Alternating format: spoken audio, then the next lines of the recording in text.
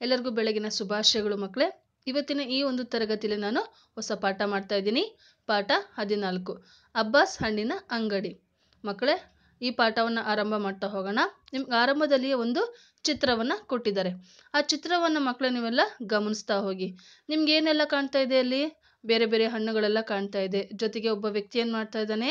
ಹಣ್ಣುಗಳನ್ನು ಒಂದು ಪುಟ್ಟ ಹುಡುಗಿಗೆ ಏನು ಮಾಡ್ತಿದ್ದಾನೆ? ತಕ್ಕಡಿಯಲ್ಲಿ ತೂಗಿ ಅದನ್ನು ಹಣ್ಣುಗಳನ್ನು ಕೊಡ್ತಾ ಇರೋವಂಥದ್ದು ಕಾಣ್ತಾ ಇದೆ. ಜೊತೆಗೆ ಅಲ್ಲಿ ಒಬ್ಬ ವ್ಯಕ್ತಿ ಏನು ಮಾಡ್ತಿದ್ದಾನೆ? ನಿಂತ್ಕೊಂಡು ನೋಡ್ತಾ ಇರೋವಂಥದ್ದು ನೀವು ನೋಡ್ಬೋದು ಅಲ್ವಾ?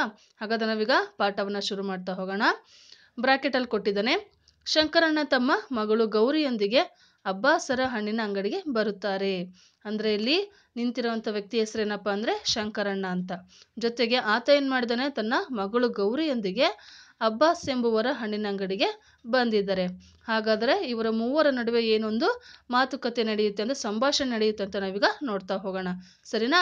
ಹಾಗಾದರೆ ಪಾಠವನ್ನು ನೋಡ್ಕೊಳ್ತಾ ಹೋಗಿ. ಶಂಕರಣ್ಣ: ನಮಸ್ಕಾರ ಅಬ್ಬಾಸ್ ಅಣ್ಣ.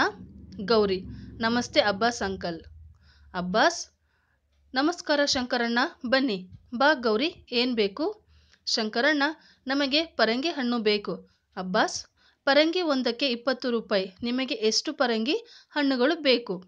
ಅಂದರೆ ಇಲ್ಲಿ ಶಂಕರಣ್ಣ ಏನು ಮಾಡ್ತಾನೆ? ತನ್ನ ಮಗಳು ಗೌರಿಯೊಂದಿಗೆ ಅಬ್ಬಾಸ್ ಎಂಬುವರ ಹಣ್ಣಿನ ಅಂಗಡಿಗೆ ಬರ್ತಾರೆ. ಆಗ ಶಂಕರಣ್ಣ ಫಸ್ಟು ಮಾತನ್ನು ಆರಂಭ ಮಾಡ್ತಾರೆ. ಶಂಕರಣ್ಣ ಫಸ್ಟ್ ಏನು ಮಾಡ್ತಾನೆ? ನಮಸ್ಕಾರ ಅಬ್ಬಾಸ್ ಅಣ್ಣ ಅಂತ ಹೇಳ್ತಾನೆ. ಆಗ ಗೌರಿ ಕೂಡ ಏನು ಮಾಡ್ತಾಳೆ? ನಮಸ್ತೆ ಅಬ್ಬಾಸ್ ಅಂಕಲ್ ಅಂತ ಹೇಳ್ತಾಳೆ.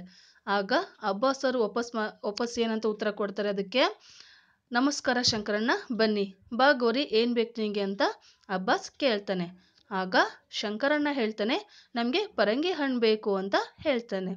ಆಗ ಅಬ್ಬಾಸ್ ಏನು ಹೇಳ್ತಾನಪ್ಪ ಅಂದರೆ, ಪರಂಗಿ ಒಂದಕ್ಕೆ 20 ರೂಪಾಯಿ. ನಿಮಗೆ ಎಷ್ಟು ಪರಂಗಿ ಹಣ್ಣುಗಳು ಬೇಕು ಅಂತ ಆತ ಪ್ರಶ್ನೆನ ಮಾಡ್ತಾನೆ.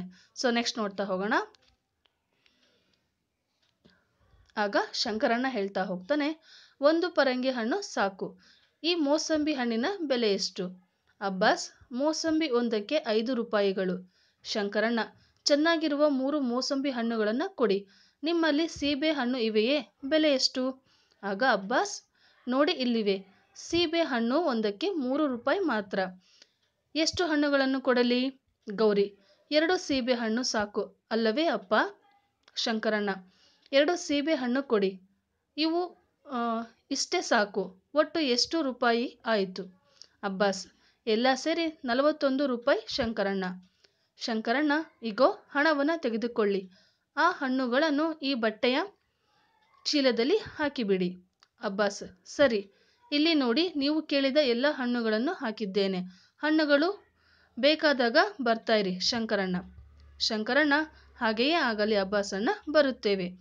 ಶಂಕರಣ್ಣ ತಮ್ಮ ಮಗಳು ಗೌರಿಯೊಂದಿಗೆ ಮನೆಗೆ ಹೋಗುತ್ತಾರೆ. ಅಂದರೆ ಇಲ್ಲಿ ಶಂಕರಣ್ಣ ಏನು ಮಾಡ್ತಾ ಹೋಗ್ತಾನೆ? ನನಗೆ 1 ಪರಂಗಿ ಹಣ್ಣು ಸಾಕು, ಜೊತೆಗೆ ಈ ಮೋಸಂಬಿ ಹಣ್ಣಿನ ಬೆಲೆ ಎಷ್ಟು ಅಂತ ಆತ ಕೇಳ್ತಾನೆ.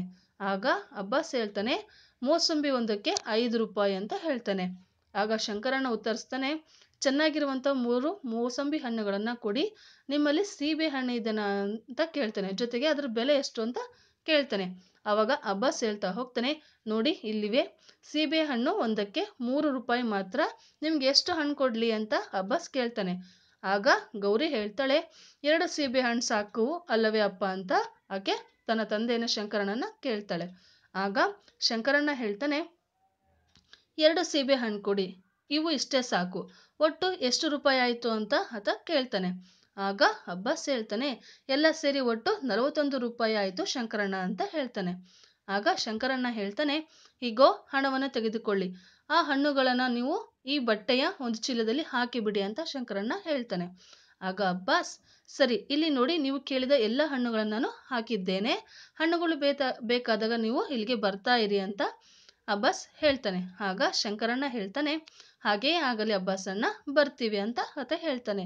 ಆವಾಗ ಜೊತೆಗೆ ಶಂಕರಣ್ಣ ಏನು ಮಾಡ್ತಾನೆ? ತನ್ನ ಮಗಳು ಗೌರಿಯೊಂದಿಗೆ ಹಣ್ಣುಗಳನ್ನು ತೆಗೆದುಕೊಂಡು ಮನೆಗೆ ಹೋಗ್ತಾರೆ. ಪಾಠ ಎಲ್ರಿಗೂ ಅರ್ಥ ಆಯ್ತಲ್ಲ ಮಕ್ಕಳೇ? ಧನ್ಯವಾದಗಳು.